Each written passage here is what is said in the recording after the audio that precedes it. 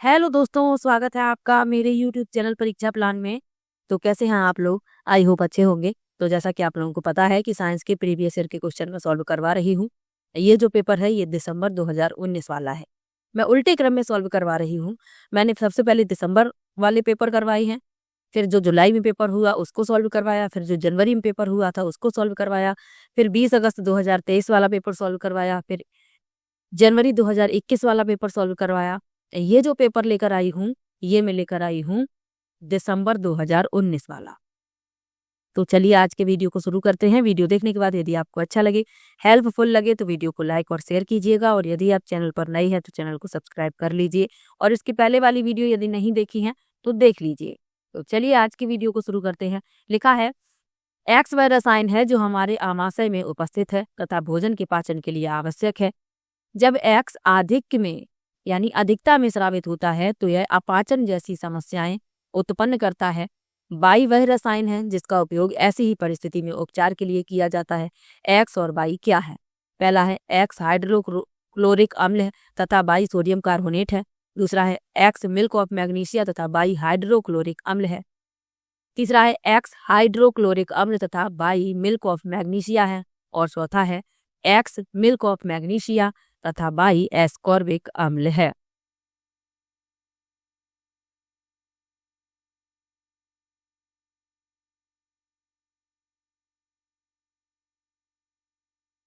तो एक्स वह रसायन है जो हमारे आमाशय में उपस्थित होता है। तो हमारे आमाशय में हाइड्रोक्लोरिक अम्ल उपस्थित होता है, तो एक्स हो गया हाइड्रोक्लोरिक अम्ल। आगे लिखा है जब यह अधिकता में स्रावित होता है तो अपाचन जैसी स्वास्थ्य समस्याएं उत्पन्न हो जाती हैं, यानी कि एसिडिटी हो जाती है। तो जब हम डॉक्टर के पास जाते हैं तो डॉक्टर हमें एक सिरप देते हैं, और वो सिरप कैसा होता है? गाढ़ा होता है, सफेद। आप लोगों ने देखा हो तो उसे कहते हैं मिल्क ऑफ मैग्नीशिया। ये क्षार होता है और आमाशय में अम्ल उपस्थित होता है, तो अम्ल और क्षार मिलकर उदासीन हो जाते हैं, इसीलिए ये उपचार के लिए दिया जाता है मिल्क ऑफ मैग्नीशिया। तो इसमें जो तीसरा विकल्प है यही इस प्रश्न का उत्तर हो जाएगा। एक्स हाइड्रोक्लोरिक अम्ल है तथा बाई मिल्क ऑफ मैग्नीशिया है। तीसरा विकल्प इस प्रश्न का उत्तर हो जाएगा। चलिए आगे बढ़ते हैं। लिखा है निम्नलिखित में से किस प्रक्रिया में बैक्टीरिया यानी जीवाणुओं का उपयोग नहीं होता? पहला है दही बनने में, दूसरा है डबल रोटी पकने में, तीसरा है गन्ने के रस के किण्वन में, और चौथा है नाइट्रोजन के स्थिरीकरण में।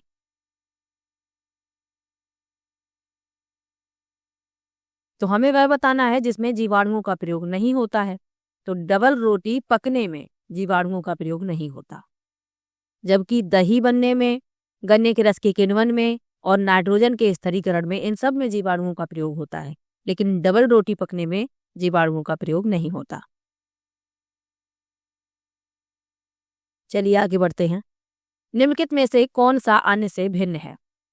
पहला है वनोन्मूलन, दूसरा है मरुस्थलीकरण, तीसरा है अपर्दन और चौथा है संरक्षण। तो जो भिन्न है वह हमें बताना है। तो वनोन्मूलन, इसका संबंध पेड़ों की कटाई से है। मरुस्थलीकरण यह जलवायु विविधताओं और मानव गतिविधियों द्वारा शुष्क भूमि पारिस्थितिकी प्रणालियों के लगातार क्षरण को संदर्भित करता है।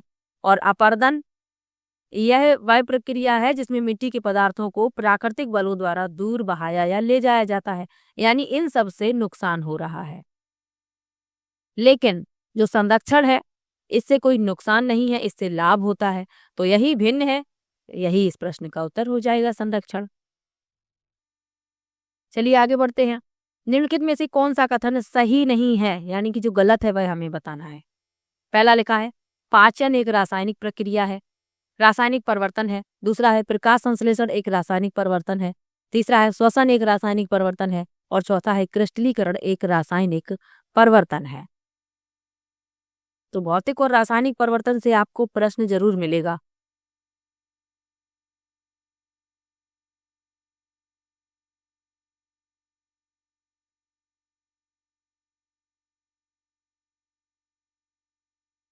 तो जो सही नहीं है वह हमें बताना है। पाचन एक रासायनिक परिवर्तन है, बिल्कुल सही है। जो पाचन होता है उसमें रासायनिक परिवर्तन होता है। प्रकाश संश्लेषण भी रासायनिक परिवर्तन है, श्वसन भी रासायनिक परिवर्तन है, लेकिन क्रिस्टलीकरण रासायनिक परिवर्तन नहीं है, ये भौतिक परिवर्तन है।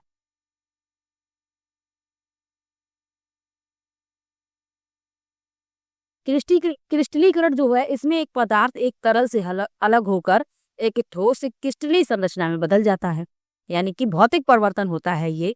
तो यही सही नहीं है और यही पूछा गया है, तो यही इस प्रश्न का उत्तर हो जाएगा। अगला प्रश्न दिया गया है, कणों के साइज के अनुसार कौन सा आरोही क्रम को निरूपित करता है। आरोही क्रम यानी कि छोटा फिर बड़ा फिर बड़ा फिर सबसे बड़ा, इस क्रम में जो है वह हमें विकल्प बताना है। चलिए विकल्प देख लेते हैं। लिखा है चट्टान, मृत्तिका, रेत, बजरी, गाद। दूसरा है मृत्तिका, गाद, रेत, बजरी, चट्टान। तीसरा है गाद, मृत्तिका, रेत, बजरी, चट्टान। और चौथा है चट्टान, बजरी, रेत, गाद, मृत्तिका। तो इसमें जो विकल्प आपका सही होगा वह होगा दूसरा विकल्प, क्योंकि जो मृत्तिका होती है इसमें बहुत महीन दाने युक्त सामग्री होती है, यानी कि इसके जो कण होते हैं बहुत सूक्ष्म होते हैं। फिर गाद, गाद जो होती है ये रेत और मिट्टी के बीच एक मध्यमवर्ती आकार के साथ एक तलछट सामग्री है। बाढ़ के दौरान पानी के द्वारा ले जाकर यह घाटियों के तल पर एक उपजाऊ जमाव करती है, तो ये होती है गाद। फिर रेत के कण होते हैं, यानी कि जो रेत के कण हैं वो गाद से बड़े हैं। फिर बजरी, फिर चट्टान। तो दूसरा विकल्प इस प्रश्न का उत्तर हो जाएगा। चलिए आगे बढ़ते हैं। लिखा है मछली यानी मत्स्य में क्लोम यानी गिल का कार्य होता है। पहला है वायु से ऑक्सीजन ग्रहण करना। दूसरा है जल में उपस्थित पोषकों को अवशोषित करना। तीसरा है जल में उपस्थित विलेय यानी घुलनशील ऑक्सीजन अवशोषित करना। और चौथा है जलों में अवशिष्टों को उत्सर्जित करना।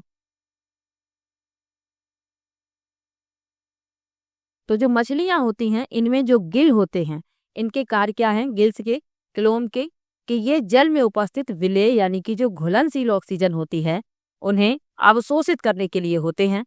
तीसरा विकल्प इस प्रश्न का उत्तर हो जाएगा। चलिए आगे बढ़ते हैं। यदि संयोजक तार नहीं है तो विद्युत परपथ को पूरा करने के लिए निम्नलिखित में से किसका उपयोग किया जा सकता है। पहला है कागज की पट्टिका, दूसरा है रबड़ की पेटी, तीसरा है लकड़ी की छड़ और चौथा है ब्लेड। तो यदि संयोजक तार नहीं है तो विद्युत परपथ को पूरा करने के लिए हम ब्लेड का प्रयोग कर सकते हैं। चौथा विकल्प इसमें सही हो जाएगा। विद्युत परपथ क्या है? विद्युत परपथ एक बंद लूप है जिसके माध्यम से चालन वोल्टेज के परिणाम स्वरूप विद्युत आवेश का प्रवाह होता है।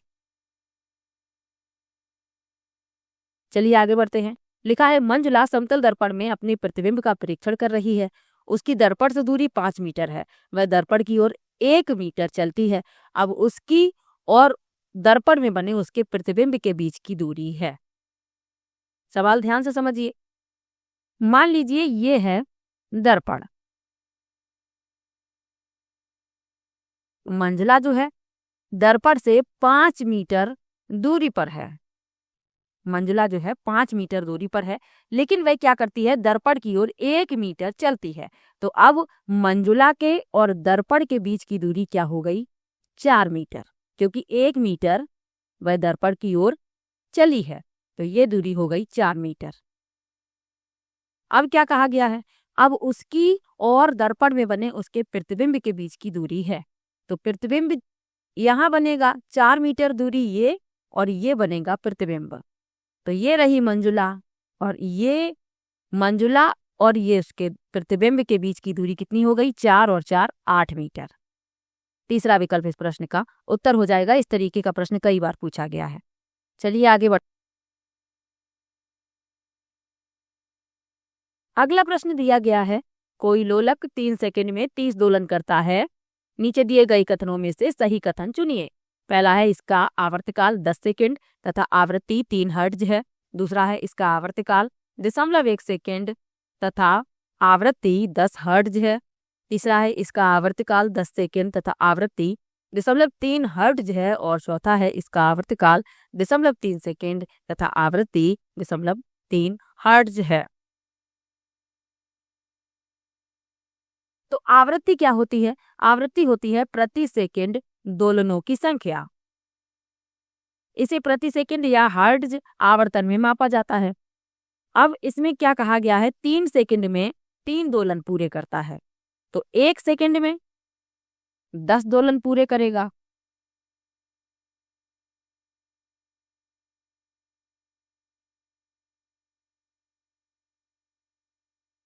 यानी कि जो आवृत्ति होती है प्रति सेकंड दोलन की संख्या होती है, तो 1 सेकंड में 10 दोलन, यानी कि इसकी आवृत्ति कितनी हो गई, 10 हर्ट्ज।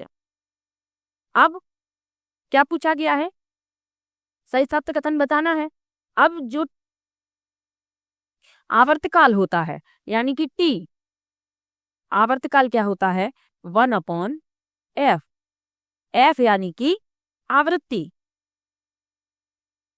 तो 1/10, आवर्तकाल कितना हो गया, 0.1, यानी कि आवर्तकाल है 0.1 सेकेंड, आवृत्ति 10 हर्ट्ज, दूसरा विकल्प इसमें सही हो जाएगा। चलिए आगे बढ़ते हैं। लिखा है गलत कथन पहचानिए। बॉल बेरिंग का उपयोग मशीन के भागों के बीच घर्षण में वृद्धि करने के लिए किया जाता है। दूसरा है पृथ्वी पर संपर्क में रखे दो पृष्ठों के बीच घर्षण कभी भी समाप्त नहीं किया जा सकता। तीसरा है लोटनिक घर्षण सर्पी घर्षण से कम होता है। और चौथा है किसी तरल में गति करते किसी पिंड पर घर्षण बल उसकी आवृत्ति पर निर्भर करता है। तो इसमें पूछा गया है गलत कथन, तो पहला विकल्प इस प्रश्न का उत्तर हो जाएगा क्योंकि पहला गलत लिखा हुआ है। पहला लिखा है कि बॉल बेरिंग का उपयोग मशीन के भागों के बीच घर्षण में वृद्धि करने के लिए किया जाता है, तो ये गलत है। बॉल बेरिंग का उपयोग घर्षण में वृद्धि करने के लिए नहीं बल्कि घर्षण में कमी करने के लिए किया जाता है, यानी कि घर्षण को कम किया जा सके, तो गलत पूछा गया था। पहला विकल्प इस प्रश्न का उत्तर हो जाएगा। चलिए आगे बढ़ते हैं। निम्नलिखित में से कौन से कथन सत्य हैं? पहला है आयरन जिंक सल्फेट विलयन से जिंक को विस्थापित कर सकता है। दूसरा है जिंक कॉपर सल्फेट विलयन से कॉपर को विस्थापित कर सकता है। और तीसरा है कॉपर आयरन सल्फेट विलयन से आयरन को विस्थापित कर सकता है।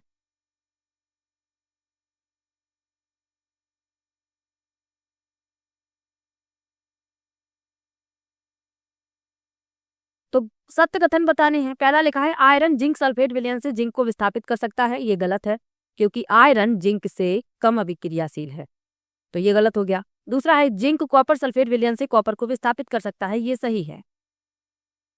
और सी में लिखा है कॉपर आयरन सल्फेट विलयन से कॉपर आयरन सल्फेट विलयन से आयरन को विस्थापित कर सकता है, ये भी गलत है। सिर्फ बी इसमें सही है, दूसरा विकल्प इस प्रश्न का उत्तर हो जाएगा। जो जिंक धातु है कॉपर सल्फेट के विलयन में डुबोया जाता है तो अभिक्रिया होगी, क्योंकि जिंक कॉपर की तुलना में अधिक अभिक्रियाशील है और यह कॉपर और जिंक सल्फेट बनाने के लिए कॉपर सल्फेट विलयन से कॉपर को विस्थापित कर देगा, तो बी विकल्प इस प्रश्न का उत्तर हो जाएगा, दूसरा विकल्प। चलिए आगे बढ़ते हैं। निम्नलिखित में से सही कथन पहचानिए। डॉक्टरी थर्मामीटर का उपयोग उबलते द्रवों का तापमान मापने के लिए किया जा सकता है। दूसरा है कमरे का ताप मापने के लिए थर्मामीटर का परसर 30 डिग्री सेल्सियस से 100 डिग्री सेल्सियस होता है। तीसरा है प्रयोगशाला थर्मामीटर का परसर 35 डिग्री सेल्सियस से 42 डिग्री सेल्सियस होता है। और चौथा है प्रयोगशाला थर्मामीटर का परिसर डॉक्टरी थर्मामीटर से अधिक होता है। तो इसमें जो सत्य कथन है वह बताना है। अब इसमें जो लिखा हुआ है पहले एक एक करके देखते हैं। डॉक्टरी थर्मामीटर का उपयोग उबलते द्रवों का तापमान मापने के लिए किया जा सकता है, ये गलत है। कमरे का तापमान मापने के थर्मामीटर का परिसर 30 डिग्री सेल्सियस से 100 डिग्री सेल्सियस होता है, ये भी गलत है, क्योंकि कमरे का तापमान मापने के लिए जो थर्मामीटर होता है उसका परिसर होता है 20 डिग्री सेल्सियस से 50 डिग्री सेल्सियस, तो ये भी गलत हो गया। प्रयोगशाला थर्मामीटर का परिसर 35 डिग्री सेल्सियस से 42 डिग्री सेल्सियस होता है, ये गलत है, क्योंकि प्रयोगशाला थर्मामीटर का जो परिसर होता है वह -10 डिग्री सेल्सियस से 110 डिग्री सेल्सियस होता है। और जो डॉक्टरी थर्मामीटर होता है उसका परिसर होता है 35 डिग्री सेल्सियस से 42 डिग्री सेल्सियस, तो ये तीनों गलत हो गई। चौथा विकल्प इस प्रश्न का उत्तर हो गया। प्रयोगशाला थर्मामीटर का परिसर डॉक्टरी थर्मामीटर से अधिक होता है, ये सही है, यही इस प्रश्न का उत्तर हो जाएगा। चलिए आगे बढ़ते हैं। गलत कथन पहचानिए। लिखा है कैरोसिन का कैलोरी मान कोयले के कैलोरी मान से अधिक है। दूसरा है कोयले का कैलोरी मान लकड़ी के कैलोरी मान से अधिक है। तीसरा है बायोगैस का कैलोरी मान एलपीजी के कैलोरी मान से अधिक है। और चौथा है सीएनजी का कैलोरी मान डीजल के कैलोरी मान से अधिक है। तो कैलोरी मान क्या है? कैलोरी मान या ऊर्जा मूल्य को ईंधन की एक इकाई मात्रा के पूर्ण दहन से मुक्त ऊर्जा के रूप में परिभाषित किया जाता है। इसे जूल प्रति किलोग्राम में व्यक्त किया जाता है। अब इसमें गलत कथन बताना है। तो जो तीसरा विकल्प लिखा हुआ है कि बायोगैस का कैलोरी मान एलपीजी के कैलोरी मान से अधिक है, ये गलत है। क्योंकि जो बायोगैस होती है इसका कैलोरी मान एलपीजी के कैलोरी मान से कम होता है, अधिक नहीं होता। तो ये गलत हो गया, यही इस प्रश्न का उत्तर हो जाएगा। चलिए आगे बढ़ते हैं। लिखा है कोई बस अपनी यात्रा के पहले 12 मिनट 50 किलोमीटर प्रति घंटे की चाल से और अगले 18 मिनट 40 किलोमीटर प्रति घंटे की चाल से चलती है। इस समय की अवधि में बस कुल कितनी दूरी तय करती है? एक प्रश्न आपको इस तरीके का जरूर मिलेगा। तो लिखा है कोई बस जो है यात्रा के पहले 12 मिनट 50 किलोमीटर प्रति घंटे की चाल से चल रही है। तो चाल बराबर होता है दूरी बटे में समय। हमें दूरी बतानी है, तो दूरी हम मान लेते हैं पहले के लिए d1। समय कितना लिया गया है? 12 मिनट। तो इसको घंटे में बदलेंगे, 60 से देंगे भाग। और चाल कितनी दी गई है? 50। ये 50 यहां लिखेंगे, ये 60 चले जाएंगे d1 के पास और नीचे बचेंगे 12। ये 12 से 60 कट जाएंगे 5 बार और ये 5 से 50 कट जाएंगे 10 बार। यानी कि जो d1 आया वह आया 10 किलोमीटर। ऐसे ही अगली जो चाल लिखी है अगले 18 मिनट, ये तो हमने d1 निकाल लिया। फिर लिखा है अगले 18 मिनट 40 किलोमीटर प्रति घंटे की चाल से चलती है। तो 40 किलोमीटर प्रति घंटा हो गई चाल, दूरी हमने मान ली d2। 18 मिनट को घंटे में बदलेंगे, 60 से भाग देंगे, ये 60 आ जाएंगे ऊपर। ये 0 से ये 0 कट जाएगा, 6 तिया 18। ये 3 चले जाएंगे 4 के पास, यहां बचा d2। d2 हो गया 12 किलोमीटर।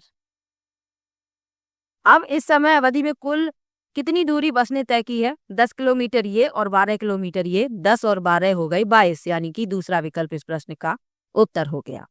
चलिए आगे बढ़ते हैं। निम्नलिखित में से गलत कथन पहचानिए। पृथ्वी की अपने अक्ष पर गति आवर्ती गति है। दूसरा है प्रकाश की गति सरल रेखीय गति है। तीसरा है सितार के कर्षित तार की गति दोलन गति है। और चौथा है सभी आवर्ती गतियां वर्तुल यानी वृत्ताकार होती हैं।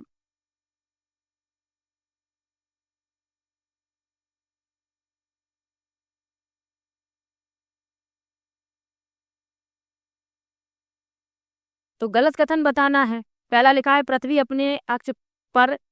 की अपने अक्ष पर गति आवर्ती गति है, सही है। प्रकाश की गति सरल रेखीय है, ये भी सही है। सितार के कर्षित तार की गति दोलन गति है, ये भी सही है। लेकिन हमें गलत बताना है। चौथा लिखा है कि सभी आवर्ती गतियां वर्तुल यानी वृत्ताकार होती हैं, ये गलत है। क्योंकि जो आवर्ती गतियां क्या होती हैं, सबसे पहले आवर्ती गति के बारे में जान लीजिए। वह गति जो समय के बारंबार अंतराल में दोहराई जाती है आवर्ती गति कहलाती है। जैसे कि पृथ्वी सूर्य के चारों ओर घूम रही है, ये आवर्ती गति है। उछलती गेंद, तो सभी वृत्ताकार गतियां नहीं होती हैं। तो यही गलत है, गलत ही पूछा गया है। चौथा विकल्प इस प्रश्न का उत्तर हो जाएगा। अगला प्रश्न है समतल दर्पणों में बनने वाले प्रतिबिंबों के संबंध में नीचे दिए गए कौन से कथन सत्य हैं? पहला है प्रतिबिंब सीधा बनता है। दूसरा है प्रतिबिंब वास्तविक होता है। तीसरा है प्रतिबिंब पासर परिवर्तित होता है। और चौथा है प्रतिबिंब का साइज बिंब के साइज के बराबर होता है। तो समतल दर्पण जो होते हैं बिना वक्रता के समतल दर्पण होते हैं। इन पॉलिश सतहों को पारे के साथ इस तरह से लेपित किया जाता है कि वे उन पर पड़ने वाले अधिकांश प्रकाश को दर्शाते हैं। अब इसमें जो सत्य है वह बताने हैं। तो प्रतिबिंब सीधा बनता है, सही है। प्रतिबिंब वास्तविक होता है, ये गलत है। क्योंकि प्रतिबिंब बनता है आभासी और लंबवत।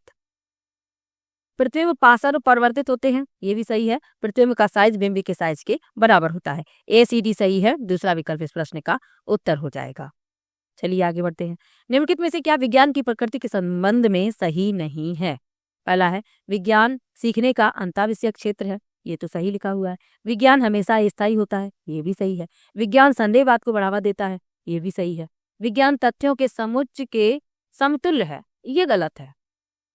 तो यही इस प्रश्न का उत्तर हो जाएगा, क्योंकि हमसे गलत पूछा गया है। विज्ञान जो है तथ्यों के बारे में नहीं है, बल्कि ये अवधारणाओं की समझ विकसित करने और तथ्य के पीछे के तर्क का पता लगाने पर केंद्रित होता है। तथ्यों के समुच्चय के समतुल्य नहीं है, तो ये गलत है, गलत ही पूछा गया था। चलिए आगे बढ़ते हैं। राष्ट्रीय पाठ्यचर्या 2005 के अनुसार अच्छी विज्ञान शिक्षा होनी चाहिए। पहला है विज्ञान शिक्षक के प्रति निष्ठ, दूसरा है बच्चे के प्रति निष्ठ, तीसरा है विद्यालय के वातावरण के प्रति निष्ठ और चौथा है कच्चा कच्च संस्कृति के प्रति निष्ठ। तो एनसीएफ 2005 के अनुसार अच्छी विज्ञान शिक्षा सीखने वाले के प्रति निष्ठ होनी चाहिए, यानी कि बच्चे के प्रति निष्ठ होनी चाहिए, शिक्षार्थी के प्रति निष्ठ होनी चाहिए। दूसरा विकल्प इसमें सही हो जाएगा। चलिए आगे बढ़ते हैं। एक अच्छी विज्ञान शिक्षा पाठ्यचर्या की निम्नलिखित में से कौन सी वैधता की संतुष्टि क्रियाकलाप और प्रयोग द्वारा होती है? पहला है संज्ञानात्मक, दूसरा है ऐतिहासिक, तीसरा है पर्यावरण संबंधी और चौथा है प्रक्रियात्मक। तो पूछा गया है कि कौन सी वैधता की संतुष्टि क्रियाकलाप और प्रयोग द्वारा होती है, तो प्रक्रियात्मक। चौथा विकल्प इस प्रश्न का उत्तर हो जाएगा। चलिए आगे बढ़ते हैं। लिखा है अनु कक्षा 8 के बच्चों को शैक्षिक भ्रमण के लिए लेकर जाती है। इस क्रियाकलाप के लिए निम्नलिखित में से क्या सबसे उपयुक्त उद्देश्य हो सकता है? पहला लिखा है यह बच्चों के मध्य अंतःक्रिया को प्रेरित करता है। दूसरा है यह ठोस अनुभवों के द्वारा प्रक्रिया कौशलों को बढ़ावा देता है। तीसरा है यह बच्चों के अवलोकन कौशलों को बढ़ाता है और चौथा है यह शिक्षक और कक्षा की एक लय को तोड़ता है। तो क्षेत्र भ्रमण जो होता है छात्रों के लिए एक शैक्षिक अनुभव की तरह होता है, जो उन्हें कक्षा में प्राप्त नहीं हो सकता। अब इसमें सबसे अधिक उपयुक्त उद्देश्य बताने हैं, तो यह बच्चों के मध्य अंतःक्रिया को प्रेरित करता है, यह ठोस अनुभवों के द्वारा प्रक्रिया कौशलों को बढ़ावा देता है, यह बच्चों के अवलोकन कौशल को बढ़ाता है। लेकिन चौथे में लिखा है यह शिक्षक और कक्षा की लय को तोड़ता है, ये गलत है। ABC सही है, पहला विकल्प इस प्रश्न का उत्तर हो जाएगा। अगला प्रश्न दिया गया है निम्नलिखित में से क्या उच्च प्राथमिक स्तर पर विज्ञान शिक्षा का उद्देश्य नहीं होना चाहिए? पहला है बच्चों की प्राकृतिक जिज्ञासा का पोषण करना, दूसरा है जीवन के प्रति झुकाव और सहभागिता के मूल्यों का विकास करना, तीसरा है वैज्ञानिक स्वभाव का विकास करना और चौथा है अवधारणा की पाठ्य पुस्तकीय परिभाषाओं पर बल देना। तो क्या उच्च प्राथमिक स्तर पर विज्ञान शिक्षा का उद्देश्य नहीं होना चाहिए, ये पूछा गया है। तो अवधारणाओं की पाठ्य पुस्तकीय परिभाषाओं पर बल देना, ये उद्देश्य नहीं होना चाहिए। चौथा विकल्प इस प्रश्न का उत्तर हो जाएगा, क्योंकि विज्ञान का जो उद्देश्य है छात्रों को अपने संचार कौशल को विकसित करने में सक्षम बनाना है, ताकि वे वैज्ञानिक जानकारी और तर्क को समझ सकें। तो चौथा विकल्प इस प्रश्न का उत्तर है, क्योंकि उद्देश्य नहीं है पूछा गया था। चलिए आगे बढ़ते हैं। निम्नलिखित में से क्या बच्चों में समालोचनात्मक चिंतन को बढ़ावा दे सकता है? पहला है बच्चों से कक्षा में विज्ञान की पाठ्य पुस्तक पढ़ने के लिए कहना, दूसरा है बच्चों को पाठ्य पुस्तक के अंत में दिए गए अधिगम विस्तार को पढ़ने के लिए कहना, तीसरा है बच्चों को समूह में आपस में चर्चा और इसके उपरांत बड़े समूह में साझा करने को कहना और चौथा है शिक्षक के द्वारा प्रयोग का प्रदर्शन। तो समालोचनात्मक चिंतन क्या है? समालोचनात्मक चिंतन अभिक्षमता या तर्क को एक नई या अपरिचित स्थितियों, विचारों और सुझावों पर लागू करने की क्षमता है। यह तथ्यों, घटनाओं आदि को पहचानने या उनका विश्लेषण करने की प्रक्रिया को संदर्भित करता है। अब इसमें पूछा गया है कि जो बढ़ावा दे सकता है वह विकल्प बताना है। तो इसमें आपका जो तीसरा विकल्प है, बच्चों को समूह में आपस में चर्चा और इसके उपरांत बड़े समूह में साझा करने को कहना, तीसरा विकल्प इस प्रश्न का उत्तर है। चलिए आगे बढ़ते हैं। एक शिक्षक कक्षा का आरंभ एक दिए गए भोजन के नमूने में मंड का रासायनिक परीक्षण का प्रदर्शन करके करता है। उपरोक्त कथन में रेखांकित शब्द से संबंधित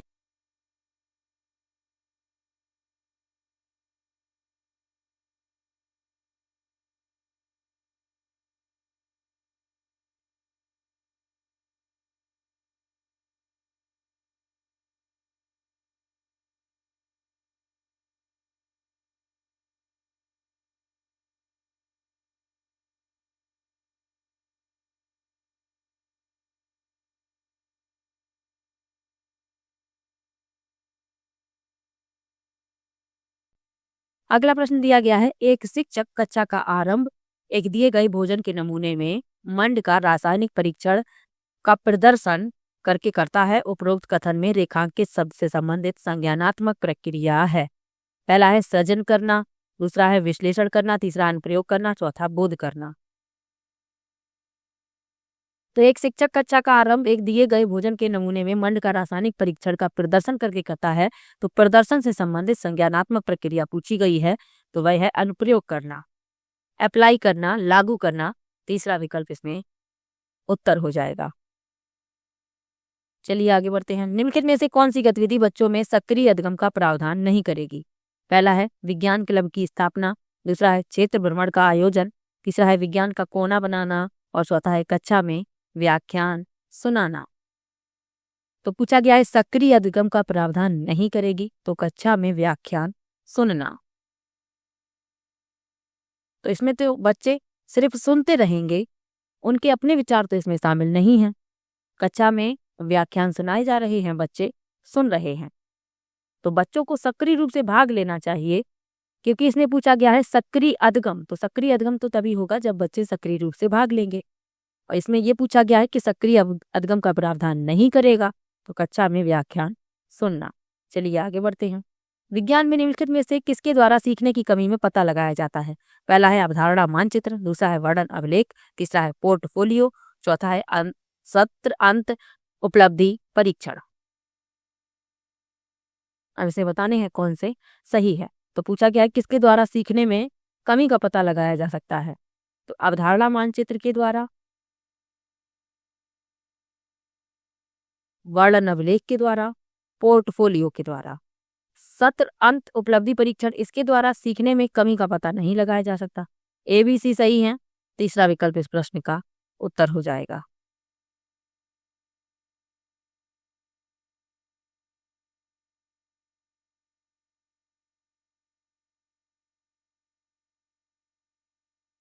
अगला प्रश्न है निम्नलिखित में से कौन सा साधन अवलोकन आधारित है? पहला है मौखिक परीक्षण, दूसरा है लिखित परीक्षण, तीसरा है कागज पेंसिल परीक्षण, चौथा है वर्णन अभिलेख। तो पूछा गया है कौन सा साधन अवलोकन आधारित है? तो अवलोकन आधारित है वर्णन अभिलेख। चौथा विकल्प इस प्रश्न का उत्तर हो जाएगा। अवलोकन क्या है? किसी व्यक्ति या किसी चीज को ध्यान से देखने की प्रक्रिया। चलिए आगे बढ़ते हैं। नीचे दिए गए कथनों में से कौन सा कथन सही है? लिखा है पश्मीना शॉल बकरी के बालों से बनता है, दूसरा है अंगोरा एक प्रकार की ऊन है जो खरगोश से प्राप्त होती है, तीसरा है ऊंट की ऊन कारपेट बनाने में उपयोगी होती है, और चौथा है पश्मीना ऊन खरगोश से प्राप्त होती है। हमें सत्य कथन बताने हैं। तो पश्मीना शॉल बकरी के बालों से बनती है, ये सही है। और इस बकरी के बाल इतने पतले होते हैं कि अपने बाल में उसके 6 बाल के बराबर होंगे, यानी कि उस बकरी के 6 बाल और इंसान का 1 बाल।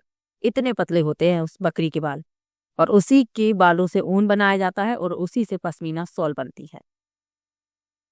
ये सही है। बी में लिखा है अंगोरा एक प्रकार की ऊन है जो खरगोश से प्राप्त होती है, ये भी सही है। और ऊंट की ऊन कारपेट बनाने में उपयोगी है, ये भी सही है। डी में लिखा है पश्मीना ऊन खरगोश से प्राप्त होती है, ये गलत है। अभी आपको बताया कि पश्मीना ऊन जो है बकरी से प्राप्त होती है। तो इसमें ABC सही है। अब इसमें जो विकल्प लिखे हैं, तो इसमें कोई भी विकल्प उत्तर नहीं है। हो सकता है इसका जो उत्तर इसमें गलत था, तो कॉमन नंबर सबको दिया गया होगा। दिसंबर 2019 वाला पेपर है। इसमें यदि C होता तो यही इस प्रश्न का उत्तर हो जाता, A, B और C। चलिए आगे बढ़ते हैं। नीचे दिए गए लक्षणों के आधार पर जंतु की पहचान कीजिए। लिखा है लंबा मेरुदंड, बहुत सी मांसपेशियां, आगे को धकेलने के लिए शरीर अनेक वलयों में मुड़ा।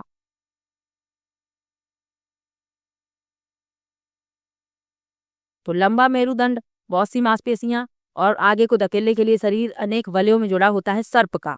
तो पहला विकल्प इस प्रश्न का उत्तर हो जाएगा, सर्प। नीचे दिया गया कौन सा कथन सही नहीं है, यानी कि जो गलत है वह बताना है। सभी धमनियां ऑक्सीजन समृद्ध रक्त को ले जाती हैं। दूसरा है सभी धमनियां ऑक्सीजन को हृदय से अन्य भागों में ले जाती हैं। तीसरा है धमनियों की भित्तियां मोटी होती हैं, और चौथा है धमनियों की भित्तियां प्रत्यास्थ होती हैं। तो धमनियां जो होती हैं रक्त वाहिकाएं हैं जो हृदय से रक्त को दूर ले जाती हैं। धमनियां परिसंचरण प्रणाली का एक हिस्सा है। अब इसमें जो गलत है वह बताना है। तो सभी धमनियां ऑक्सीजन समृद्ध रक्त को ले जाती हैं, ये गलत है।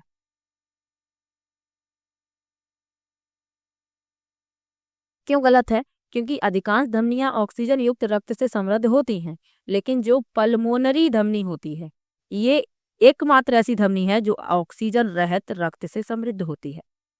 तो इसमें गलत पूछा गया था, पहला विकल्प इस प्रश्न का उत्तर हो जाएगा। चलिए आगे बढ़ते हैं। आखिरी प्रश्न है, निम्नलिखित में से कौन मिलानों के सही क्रम को निरूपित करता है? पहला लिखा है एसिटिक अम्ल। तो एसिटिक अम्ल किसमें पाया जाता है? सिरके में पाया जाता है। लैक्टिक अम्ल, लैक्टिक अम्ल पाया जाता है दही में। ऑक्जेलिक अम्ल पालक में, और एस्कॉर्बिक अम्ल खट्टे फलों में, नींबू वंश के फल में। तो इसमें आपका जो विकल्प सही है, ए का चौथा, बी का पहला, सी का दूसरा और डी का तीसरा, यानी कि जो तीसरा विकल्प है यही इस प्रश्न का उत्तर हो जाएगा। तो ये पेपर था दिसंबर 2019 वाला। किसी भी प्रश्न में आपको डाउट हो आप कमेंट बॉक्स में जरूर लिखिएगा, और वीडियो कैसा लगा ये भी कमेंट में जरूर बताइएगा। एक छोटी सी वीडियो और आती है मैथमेटिक्स के, उसमें टॉपिक हैं, बिल्कुल छोटी वीडियो, 1 मिनट एक टॉपिक, वीडियो मात्र 1 मिनट की ही है, और इसमें एक छोटा सा टॉपिक मैं कंप्लीट करवाती हूँ। तो आप लोग इस वीडियो को जरूर देखिएगा, क्योंकि 1 मिनट में मैंने कई छोटे छोटे टॉपिक पढ़ाए हैं, ताकि आप लोगों का समय कम बर्बाद हो और आप एक टॉपिक 1 मिनट में सीख पाएं। तो आप वो वीडियो भी जरूर देख सकते हैं। तो चलिए मिलते हैं नेक्स्ट वीडियो में, और इसके पहले वाली वीडियो यदि नहीं देखी है तो देख लीजिए, अभी अभी आप लोगों के पास पर्याप्त समय है। फिर जब नोटिफिकेशन आ जाएगा फिर आपके पास उतना समय नहीं रहेगा, तब आप सिलेबस के अकॉर्डिंग पढ़ सकते हैं। अभी आप प्रीवियस ईयर के क्वेश्चन तो कंप्लीट कर ही लीजिए। तो चलिए मिलते हैं नेक्स्ट वीडियो में, तब तक के लिए बाय बाय।